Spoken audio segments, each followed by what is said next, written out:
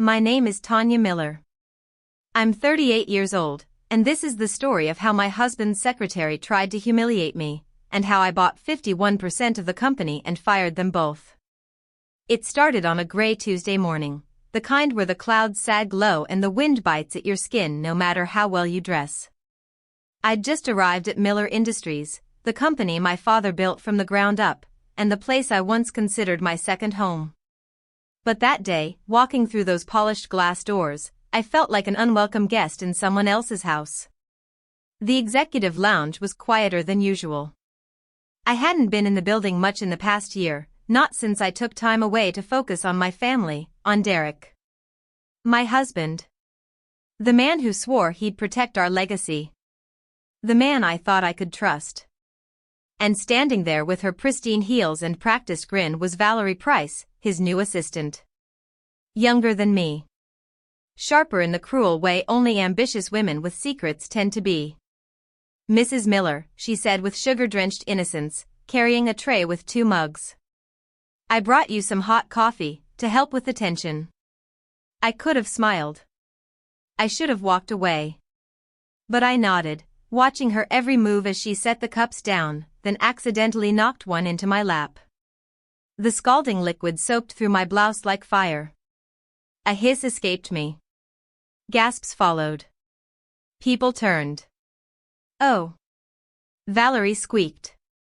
"I'm so clumsy. I'm so sorry." Then she leaned in just slightly and whispered, her voice almost inaudible. "But he always liked a little mess, didn't he?" Her eyes darted toward the conference room, where Derek stood behind glass, laughing with a client. Our eyes met for just a second, then he turned away. I froze. Burned inside and out, humiliated, and shaking with a rage I hadn't felt in years. I rose from the chair, barely keeping it together. "It's fine, Valerie," I said evenly. "I can handle it." Inside, I was screaming. I stumbled into the restroom, locking the door behind me. My white silk blouse was ruined, deep brown spreading like a stain on my pride. I gripped the edge of the sink, my reflection blurry with tears and fury. And then, she followed me in. Valerie stood in the doorway holding tissues, smug beneath a veil of faux concern. "Really didn't mean it," she said, slowly. "But coffee just spills. Like emotions do. You understand." I wiped my hands, turned to face her. "Thank you for the coffee, Valerie. But I don't need your help." She smirked, pivoted on her heel, and left, her stilettos clicking on the tile like victory drums. And me? I was supposed to cry. To walk out ashamed. To crawl back into silence while she laughed beside my husband. But instead, I stood there breathing deeply until the rage turned cold. Focused. Sharp. That coffee wasn't an accident. That comment wasn't subtle. And the silence from Derek in the conference room? That was deafening. I left the restroom, keeping my head high despite the soaked shirt and the shame. I walked past curious glances, past silent stares, and out of the building to my car. And there, gripping the steering wheel like it was the only thing tethering me to reality, I whispered the only words that mattered. Enough. Enough pretending. Enough shrinking. Enough watching the company my father built with blood and bone get turned into a playground for betrayal. Back when I was a little girl, my father, Howard Miller, would take me to the old factory in Aurora. It was a squat brick building with cracked windows and grease-streaked floors. He'd hoist me up onto the work table and say, "You see this? This is where futures are made." He built everything with his hands. He didn't inherit a legacy, he created one. And every person who walked through those doors back then knew the man behind the name. They respected him. They respected me. I earned my stripes working those floors. While my friends partied, I organized inventory, read blueprints, and studied procurement ledgers. I rose through the ranks not because I was the boss's daughter, but because I had grit. I had fire. And I gave it all up, for love. For Derek. I let him step in. Let him modernize. Let him replace the warmth of the old company with sterile glass, cold chrome, and empty metrics. I let it happen. But now, I couldn't anymore. That night, I sat on the porch of my father's old cabin. The stars hung heavy overhead, and the wind carried the scent of autumn pine. I held an old photo of me and Dad in front of the original shop, arms covered in oil, smiling wide like we'd just conquered the world. And I remembered his words. Don't let anyone take what you've bled for. I made one phone call that night, to Marion Bennett, Dad's former assistant. A woman with steel in her spine and loyalty in her soul. Marion, I said, it's Tanya. I need help. She was quiet for a beat. Then, you ready to take it back? I didn't hesitate. Yes. And just like that, the fire was lit. To be continued in part 2. Marion met me the next morning at a coffee shop downtown, the kind of quiet place that still served pastries wrapped in wax paper and called you Han without irony. Her hair was mostly gray now, pinned up like always, and her eyes narrowed as she spotted me. Tanya, she said, pulling me into a warm, firm hug. I've been waiting for this. We sat in a booth by the window. I spilled everything, about the coffee, Valerie's smirk, Derek's silence, the heritage room now replaced by minimalist nothingness.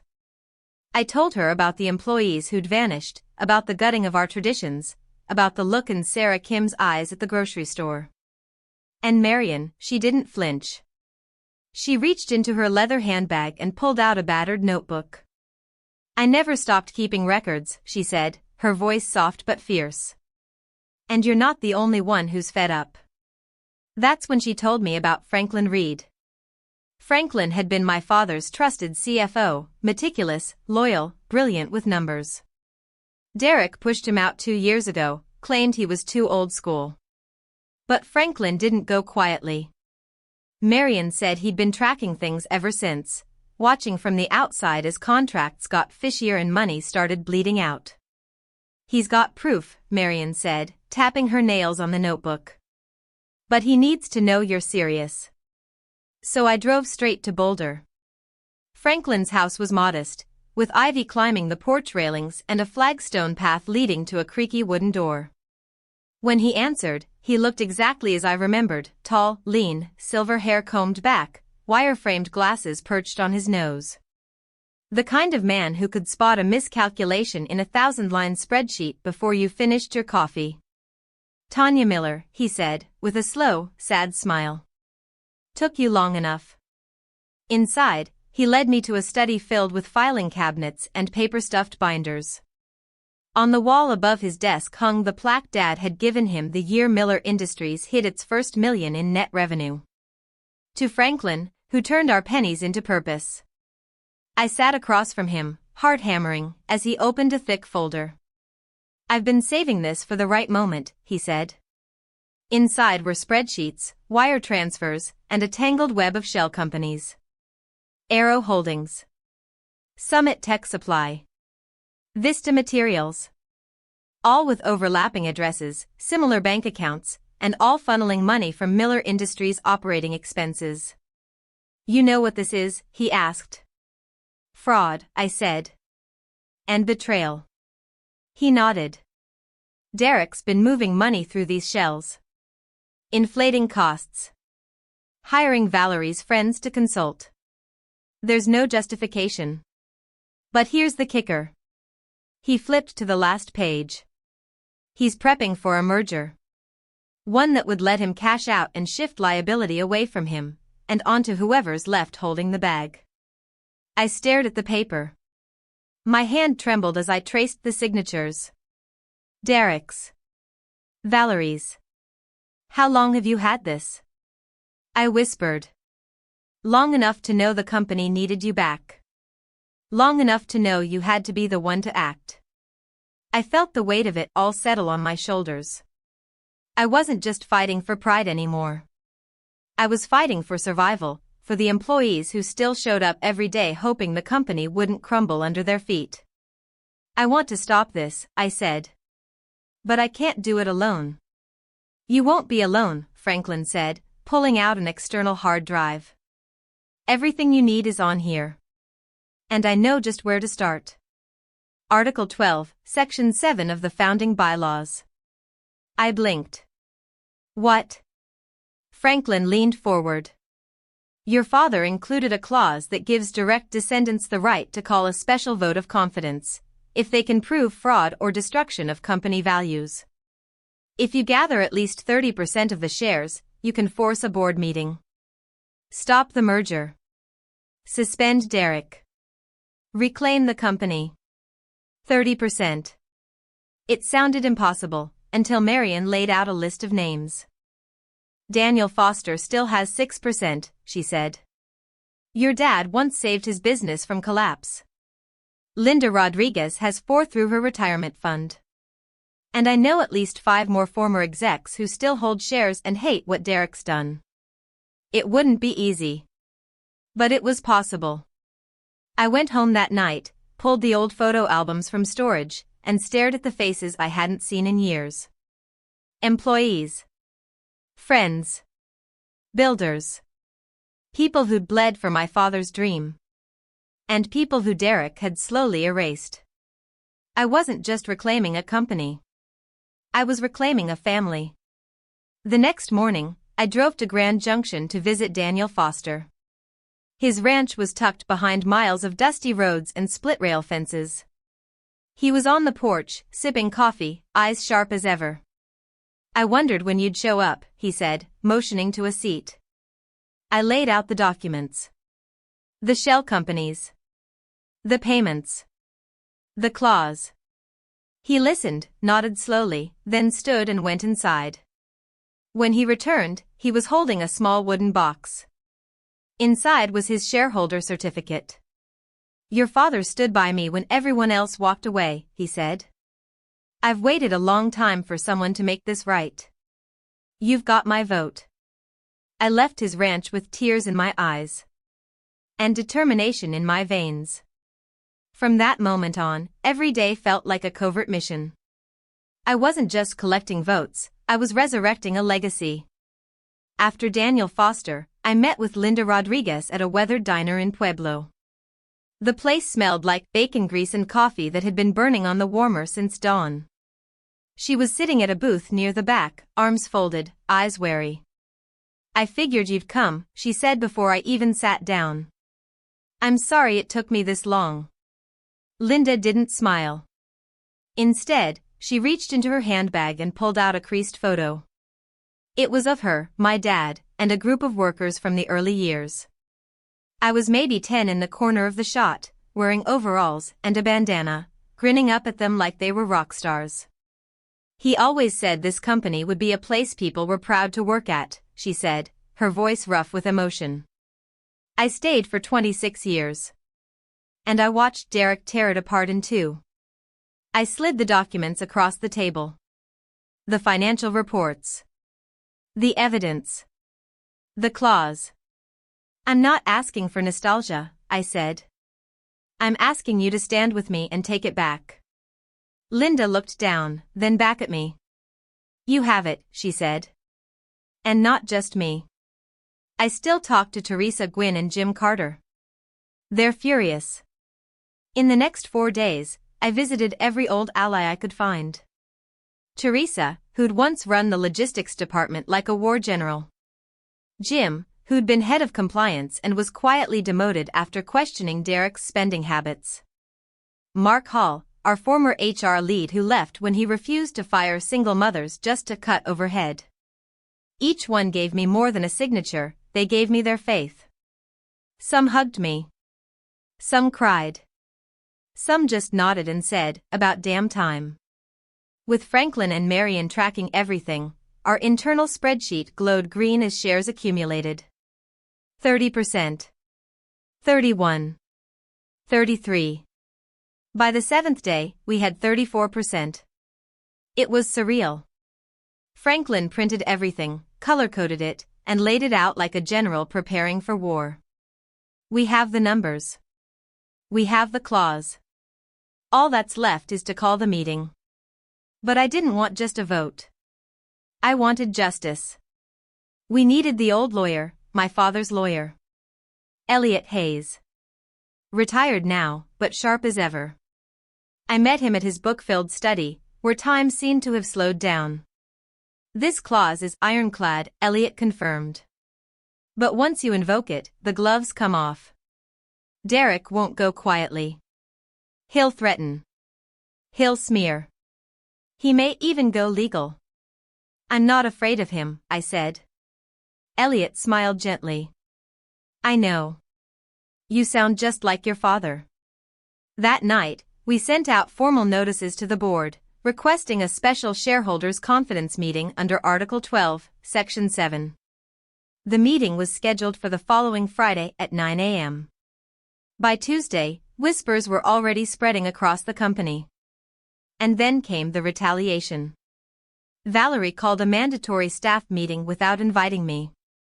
She stood on the stage Derek once used to deliver quarterly speeches and announced a new performance integration model, code for a wave of layoffs masked as optimization. I heard from 2 employees that Derek had been pressuring people behind closed doors, offering cash incentives to shareholders to vote no confidence in me before I even spoke. And when he realized it wasn't working, he tried something worse. He froze my access to the building. I arrived on Wednesday to find my company badge deactivated. The security guard, looking embarrassed, just said, "I was told not to let you in, Ms. Miller." It was cold. Calculated. Petty. But I was ready. Franklin showed up 10 minutes later, pressed his own badge to the scanner, and held the door for me. We walked through the main lobby in silence. Employees turned, some stunned, others smiling. I caught the eye of a young intern, maybe 19, who whispered to her colleague, "That's Tanya Miller." Damn right, I thought. We walked into the executive wing just as Derek was leaving his office.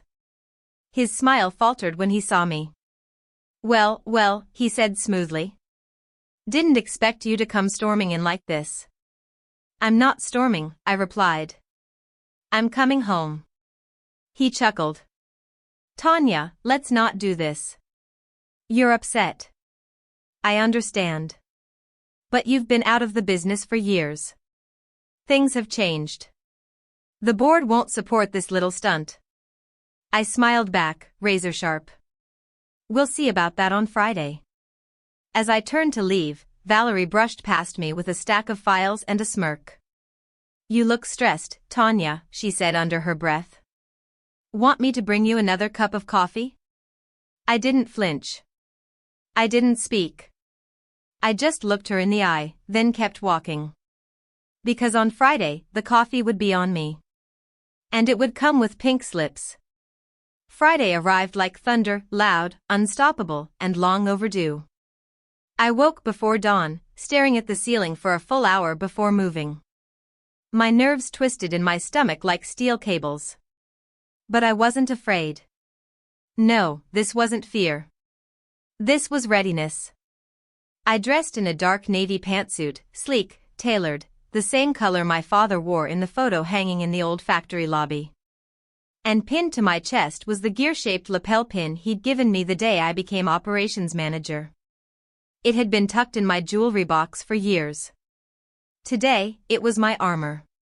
The sky was overcast when I pulled into the parking lot. I expected to be alone. But I wasn't. A small cluster of employees stood by the main entrance, Mark, Teresa, Linda, even old Earl Johnson leaning on his cane. They nodded as I passed. Silent support. Living proof that the heart of Miller Industries hadn't died, it had just been buried, waiting for someone to dig it out. Franklin met me at the side entrance, the same one he'd used to sneak me in before. But this time, I didn't sneak. I walked straight through the front doors. No one stopped me. The conference room was filled. Board members lined the table, legal counsel at the corners, and several shareholders watching from the rear rows. Derek stood at the front, smoothing his tie, already talking about long-term synergy and increased international value. Valerie sat beside him, glossy hair perfect, lipstick fresh. They were confident. That was their biggest mistake. I waited until Derek finished his monologue, then rose slowly, placing a thick folder onto the polished oak table. It made a satisfying thud that cut through the silence. "My name is Tanya Miller," I said. "Daughter of Howard Miller. Founding family of this company. And today, I invoke Article 12, Section 7 of the bylaws." The room stirred. The clause had become something of a myth, an old rule no one thought would ever be used. But my father knew better. He had planned for moments exactly like this. I opened the folder. These are documents proving sustained fraud, internal misconduct, and abuse of company resources by Derek Miller and his assistant Valerie Price.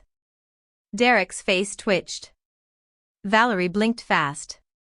I walked them through the evidence. Line by line. Contract by contract.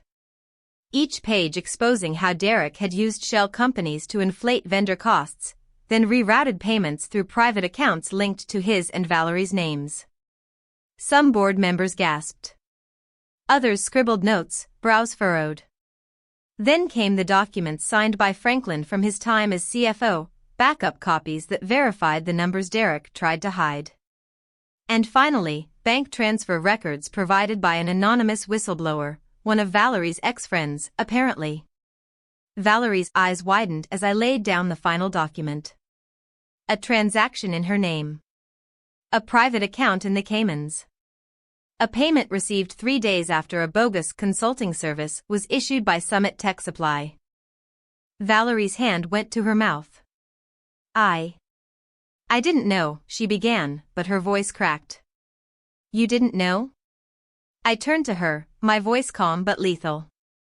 Because it looks like you were paid hundreds of thousands in bonuses from those accounts. Derek stood up sharply, voice rising. This is ridiculous. Tanya is emotionally compromised. She's staging this because of a personal vendetta. Personal? I stepped forward. No, Derek. This isn't personal. It's about loyalty. It's about the name on this building. It's about the people you've crushed under your heel for profit. I turned to the board, breath steady. As of this morning, I hold 34% of Miller Industries' shareholder vote, and I am demanding a full vote of confidence. Not in me, I looked around, but in the company my father built.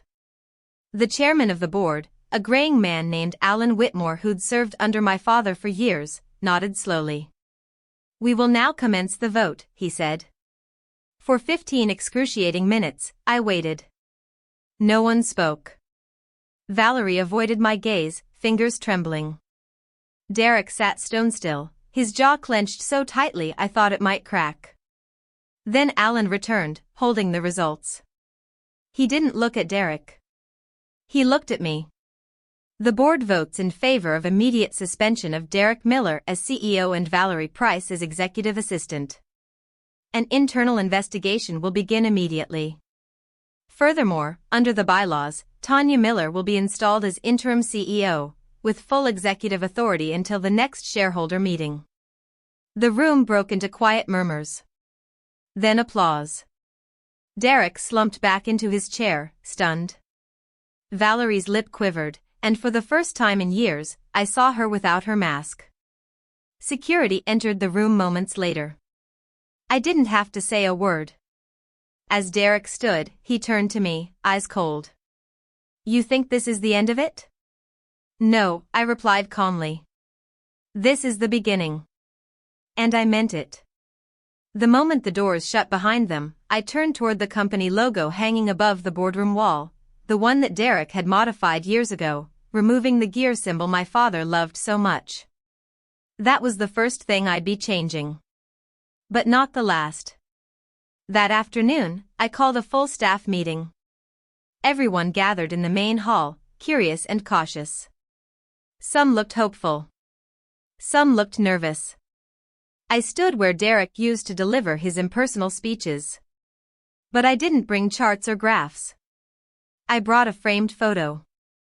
It was my father, in his old overalls, laughing with employees in the original factory. I held it high for everyone to see. "This," I said, "is what we're going back to. Not the old machines. Not the old ways. But the heart." There was silence at first. Then someone clapped. Then another. Then the entire room erupted in a standing ovation. I walked off that stage feeling 10 feet tall. Because I wasn't just Tanya Miller, the betrayed wife. I was Tanya Miller, the daughter of Howard Miller. And I had just taken our legacy back.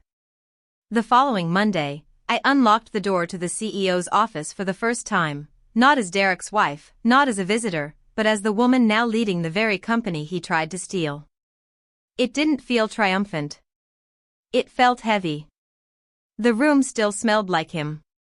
His sleek black desk, the cold modern decor, the expensive abstract painting he'd installed in place of the framed photo of my father and the original workers, it all reeked of ego. I called the facilities team and told them to clear it out. Within an hour, the office was stripped bare. Then I did the only thing that felt right. I brought in my father's oak desk from storage. It was scratched, worn at the corners, but real. It had weight. History. And when I placed that framed photograph of Dad smiling with Earl and Linda on the wall, I felt the balance shift. Miller Industries was coming home. The next few days were a whirlwind. Franklin, Marion, and I stayed late into the night digging through contracts, canceling crooked vendor deals, and compiling everything the forensic accountants would need for the investigation. Every shady dollar was traced. Every misused fund noted. Derek and Valerie hadn't just lined their pockets, they'd hollowed out entire departments to do it. People started coming back. Sarah Kim returned to HR, Mark Hall took over training. Linda resumed plant operations. The same people who had been discarded now became the backbone of the rebirth. I even reopened the scholarship fund for employees' children. When the announcement was made, a quiet, older janitor named Ruben started to cry. His grandson, he told us, had been accepted to college but didn't have the means. Now he would. That was the day I stopped feeling like I was rebuilding something old, and started realizing we were building something new. We brought back birthday celebrations. We reintroduced monthly town halls, where employees could speak freely, just like in the early days when Dad would walk the shop floor and listen. One of our welders, Samara, stood up during the first meeting and said, "For the first time in years, I feel seen." But not everyone welcomed the change. Some of Derek's allies remained bitter. One VP resigned in protest, accusing me of emotional leadership. Another tried to undermine our new quality program and was let go when the sabotage was caught. I made it clear, integrity was non-negotiable. The hardest part, though, wasn't firing the disloyal. It was speaking to the people who had stayed silent while the company was being torn apart. At first, I was angry. I wanted to lash out. But then I remembered something Dad once told me: fear makes people freeze. Forgiveness helps them move. So instead of holding grudges, I offered olive branches. I met with the silent ones privately, department heads, senior staff who had looked the other way under Derek's regime. I asked them only one question: are you ready to build this place the right way again? Some lowered their heads and said yes. Others couldn't meet my eyes. But most stayed. A week later, I held my first press conference. It was brief and deliberate. I didn't hide the investigation. I didn't spin the truth. Miller Industries lost its way. But that ends today, I said. We are returning to the values that made us: integrity, quality, and respect for every person who walks through our doors. The media coverage was intense for a while. Articles ran with titles like "CEO Wife Ousts Husband in Stunning Power Shift" and "From Betrayed to Boss, Tanya Miller's Corporate Coup." But I didn't care about the headlines. I cared about the people inside those walls. Then came the moment I didn't expect. One afternoon, a staff member knocked on my door. She said there was a man in the lobby who asked to speak with me. Said his name was Tom Price. Valerie's father. I almost said no. But I agreed. He came in slowly. Gray hair, tired eyes, hands weathered like he'd worked his entire life. He didn't sit. I just wanted to say, thank you, he murmured. For not tearing her apart in public. I stared at him. She humiliated me, I said honestly. I know, he replied. She's my daughter, and even I barely recognize her anymore. But you handled it with more grace than she deserved. And I hope someday, she understands what she threw away. He left me with a handwritten note. It said, you can win without cruelty. Thank you for proving that. That night, I thought about everything that had happened, about Valerie, Derek, the coffee, the betrayal, the fire I felt that day. And I realized something. They hadn't just underestimated me. They'd underestimated the very thing my father believed in, quiet strength. The kind that doesn't shout to be heard. The kind that builds in silence and strikes with truth. The kind that listens, then leads. Weeks passed, but the fire inside me didn't dim, it focused. We were finally operating with transparency. For the first time in years, employees stopped watching their backs and started watching each other's progress. Productivity rose, not because of pressure, but because of pride. Miller Industries wasn't just surviving. It was alive again. But I knew we weren't out of the storm yet. Derek hadn't disappeared. His lawyer sent a letter within days of the board vote, alleging wrongful removal, emotional distress, and a breach of fiduciary duty.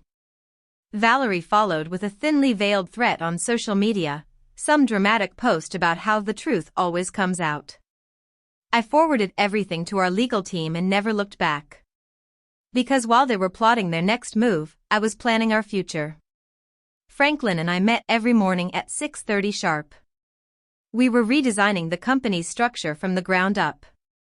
Transparency protocols. New hiring practices. Mandatory ethics training.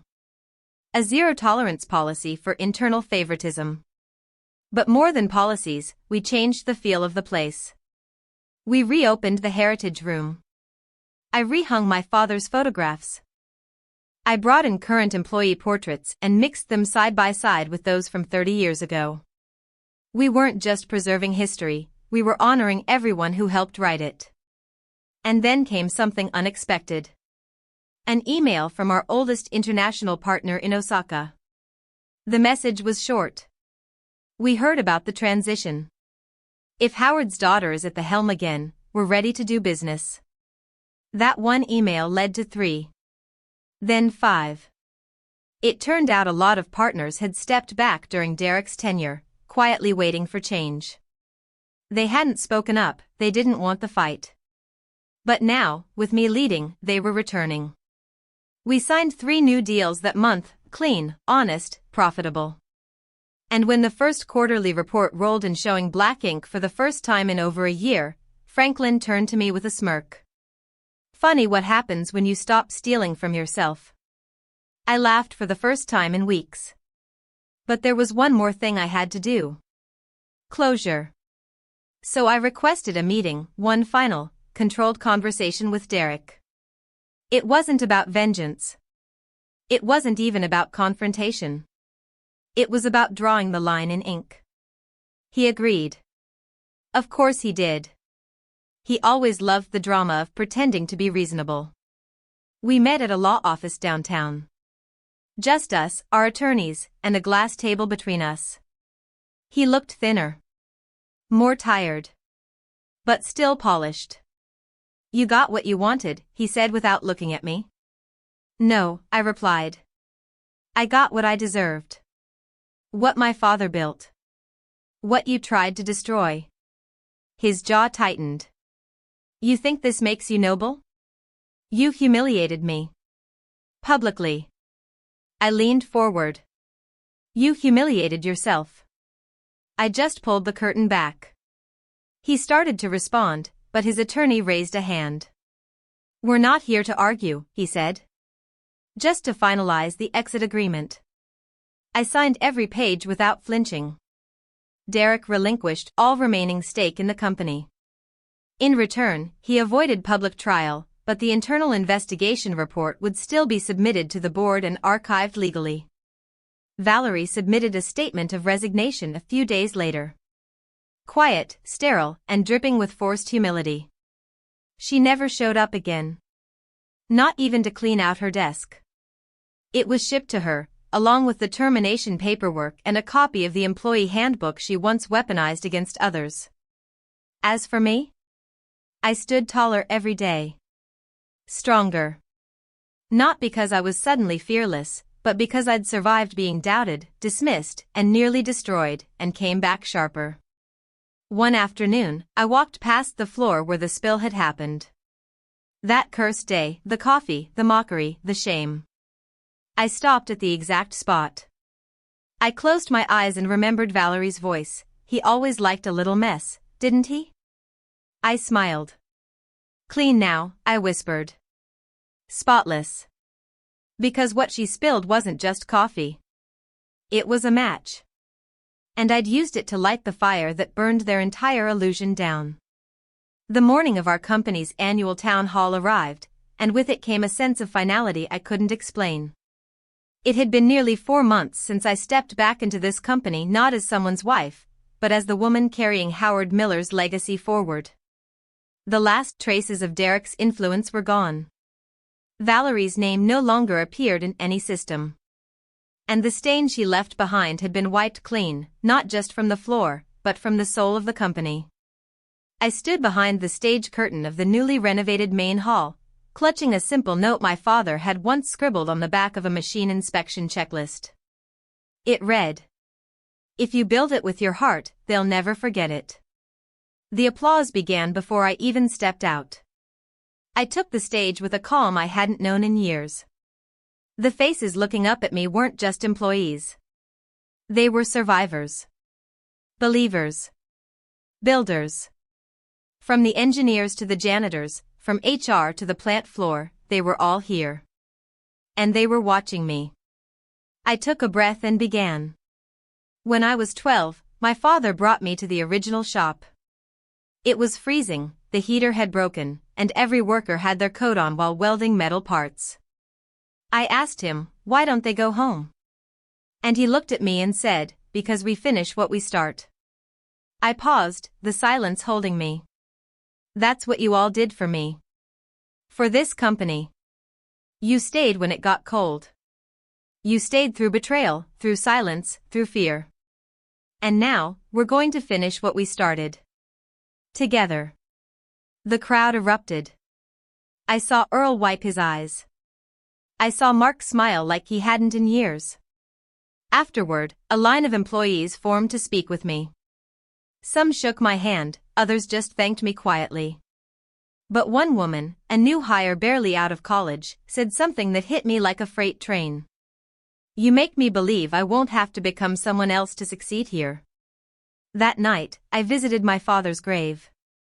The sky above Denver was velvet black, the stars piercing through. I laid fresh flowers, gear-shaped tulips from the company garden. The wind rustled through the trees. "I kept my promise," I whispered. "I didn't let them take what you built." I closed my eyes and smiled. For the first time, I felt peace, not because I'd won, but because I'd restored something sacred. Miller Industries wasn't just back. It was reborn. In the months that followed, our story became something of a legend.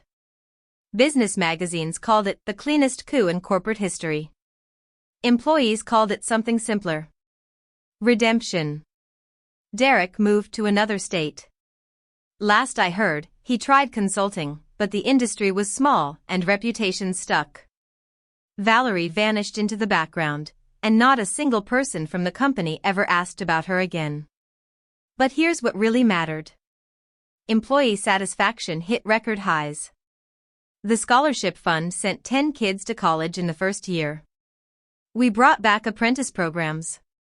And at the end-of-year gala, instead of flashy lights and champagne flutes, we celebrated in the factory courtyard, beneath a restored wooden sign that read, Miller Tool and Metalworks. Built by hand. Run by heart. And I wasn't just Tanya, the betrayed wife, or the founder's daughter. I was CEO. Mother. Daughter. Builder. And no one would ever spill coffee on my name again. Sometimes, it takes a betrayal to wake the fire in your soul.